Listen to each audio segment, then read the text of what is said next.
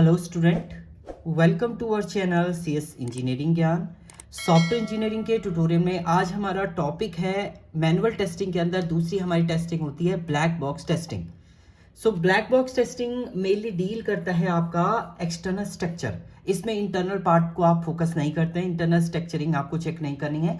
Overall structure ये check करता है कि जो आपने इनपुट दिया है उसके अकॉर्डिंग आपको आउटपुट मिल रहा है या नहीं मिल रहा है, उसको चेक करेगा। इंटरनली आप कुछ भी लॉजिक लगाएं इसमें, बट जो इनपुट आपने दिया है उसके अकॉर्डिंग आउटपुट अगर मिल जाता है तो आपकी ब्लैक बॉक्स टेस्टिंग जो है वो बेटर है।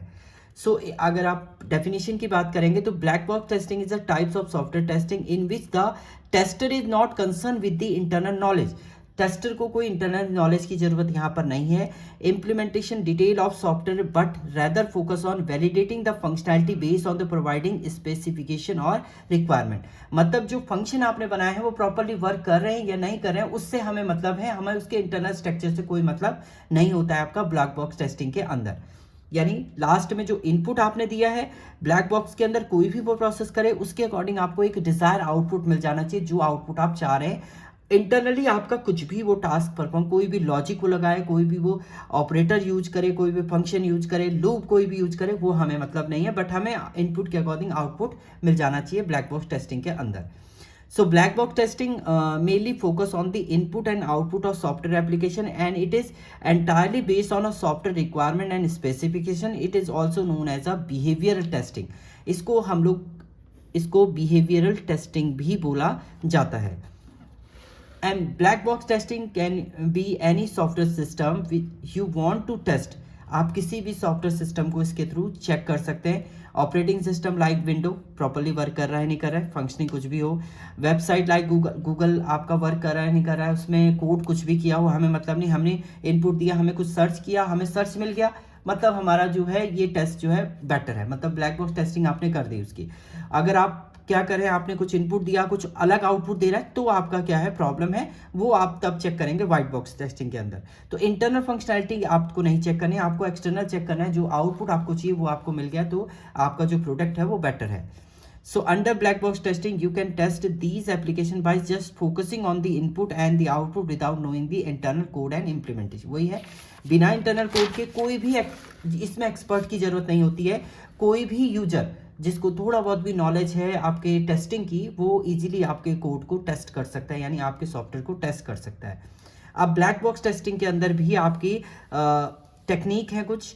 इक्वलेंस केस टेस्टिंग, मतलब इक्वली आपका प्रॉपर वर्क कर रहा है नहीं कर रहा है। It is use to minimise the number of possible test case to an optimum level which maintain responsible test coverage. मतलब आपका जो ओवरऑल कवरेज है वो मेंटेन होना चाहिए। इक्विवेलेंस केस टेस्टिंग इसको बोलते हैं, यानी इक्वली आपका टेस्ट करेगा हर एक फेज को, कि अगर कोई फंक्शन आपने बनाया है वो प्रॉपर्ली वर्क कर रहा है नहीं कर रहा है, उसकी फंक्शनैलिटी नहीं देखनी है। बाउंड्री वैल्यू टेस्टिंग, मतलब जो आपने इनपुट दिया है उसके अकॉर्डिंग आपको आउटपुट मिल गया तो उसकी बाउंड्री वैल्यू जो है वो बेटर है। So boundary value testing is focus on the value at boundaries. This technique determine whether a certain range of value are acceptable by the system और नॉट। एक सर्टेन रेंज में जो आप data access करना चाह रहे हैं वो आपको मिल रहा है नहीं मिल रहा है, वो आपका चेक होता है ब्लैक बॉक्स के अंदर। डिसीजन टेबल टेस्टिंग, इसके बाद इनपुट के अकॉर्डिंग अगर जो आउटपुट यूजर को मिल रहा है तो आपका डिसाइड होगा कि आपकी टेस्टिंग जो है वो बेटर है। So decision table input cases causes and their effect in a matrix. एक मैट्रिक्स के अकॉर्डिंग आपका आउटपुट जनरेट होगा, उसके अकॉर्डिंग आप चेक करेंगे जो आउटपुट आप चाह रहे थे वही आपको मिल रहा है नहीं।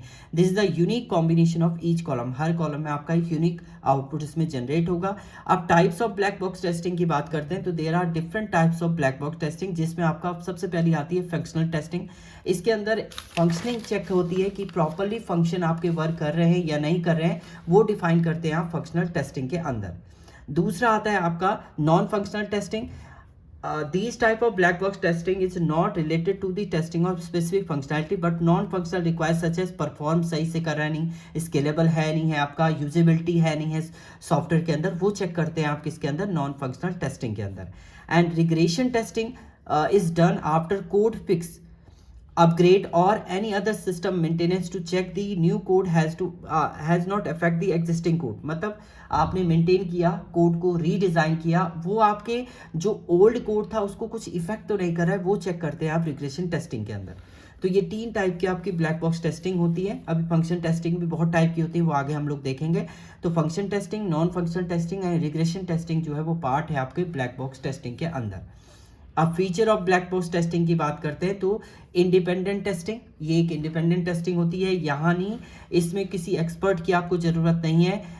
इजीली कोई भी यूजर जिसको थोड़ा बहुत सॉफ्टवेयर की से रिलेटेड नॉलेज है वो इजीली इसको क्या कर सकता है, चेक कर सकता है।